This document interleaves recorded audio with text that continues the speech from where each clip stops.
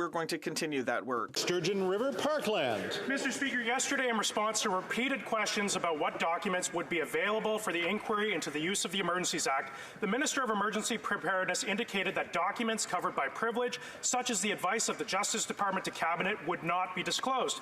The measures used by this government represent the most significant infringement on the civil liberties of Canadians in a generation. Canadians deserve full transparency.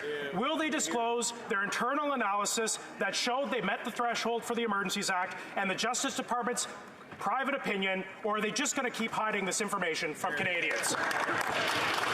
The Honourable Minister of Public Safety. When the illegal blockades forced borders to close, businesses to shut, workers to be laid off, it was Canadians who paid the biggest price. It was only after we got advice from law enforcement that we invoked the Emergencies Act. It was necessary and it worked.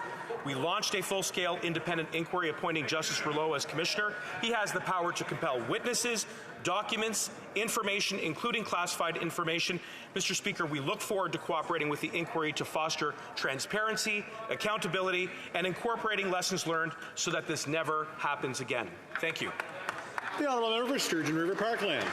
Mr. Speaker, Conservatives and Canada's Civil Liberties Union were disturbed to see that the Liberals are attempting to control the scope of the inquiry into the Emergencies Act by directing the Commissioner to focus on the actions of the protesters, not the actions of the government.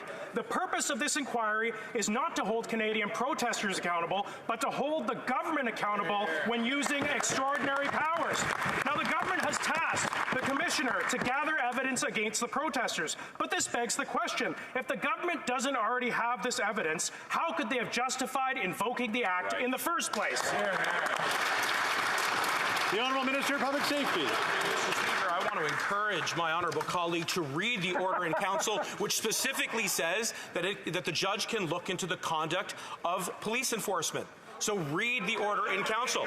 We want to shine a light on the sober events that led to the invocation of the Emergencies Act.